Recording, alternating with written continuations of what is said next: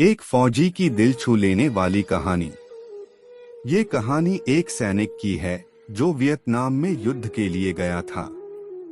युद्ध समाप्त होने के बाद जब उसके घर लौटने की बारी आई तो उसने अपने माता पिता को सैन फ्रांसिस्को से फोन किया। माँ और पिताजी, मैं घर आ रहा हूँ, लेकिन घर आने से पहले मुझे आपसे एक बात पूछनी है।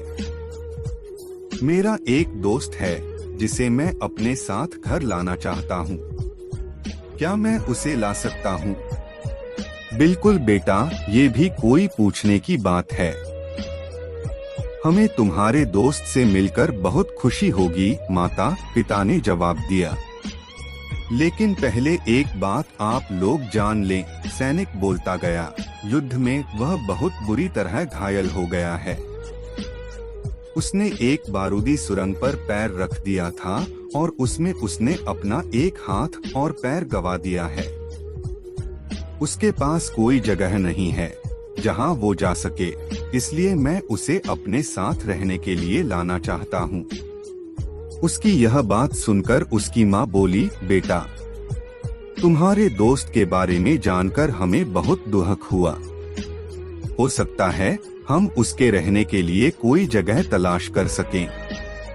नहीं माँ, मैं चाहता हूँ कि वो हमारे साथ रहे। लेकिन बेटा, अब पिता ने कहा, तुम समझ नहीं रहे हो कि तुम क्या चाह रहे हो। इस तरह का अपाहिज व्यक्ति हमारे लिए कितना बड़ा बोझ होगा। हमारी अपनी जिंदगी है जीने के लिए और हम नहीं चाहते कि इस तरह की कोई भी परिस्थिति हमारी जिंदगी में दखल दे। मेरे हिसाब से तुम्हें अकेले घर आना चाहिए और अपने दोस्त को वहीं छोड़ देना चाहिए। वह अपनी जिंदगी जीने के लिए कोई न कोई रास्ता निकाल ही लेगा। सुनकर उस सैनिक ने फोन रख दिया। कुछ दिनों बाद उसके माता पिता को सैन फ्रांसिस्को पुलिस से एक संदेश मिला, जिसमें उन्हें बताया गया कि उनके बेटे की एक बिल्डिंग से गिरकर मौत हो गई है। पुलिस के हिसाब से ये एक सुसाइड केस था। दुखी माता पिता ने तुरंत ही सैन फ्रांसिस्को के लिए फ्लाइट बुक और वहां पहुंच गए। वहां उन्हें शहर के मुर्दाघर ले जाया गया ताकि वे अपने बेटे की पहचान कर सकें। उन्होंने उसकी पहचान कर ली, किंतु ये देखकर उनकी कंपी छूट गई कि उनके बेटे का बस एक हाथ और एक पैर था।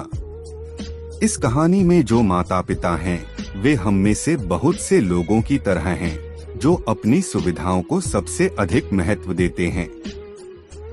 वे उन लोगों से प्यार करना या रहना या समय बिताना चाहते हैं जो दिखने में अच्छे हैं, स्वस्थ हैं या फिर जिनके साथ रहकर उन्हें मजा आता है। वे ऐसे लोगों को पसंद नहीं करते जो देखने में स्वस्थ, सुंदर या स्मार्ट नहीं हैं या जिनके साथ वे मजा नहीं कर पाते या जो किसी भी रूप में उनके लिए असुविधाजनक हैं। वे ऐसे लोगों से दूरी बनाकर रखते हैं।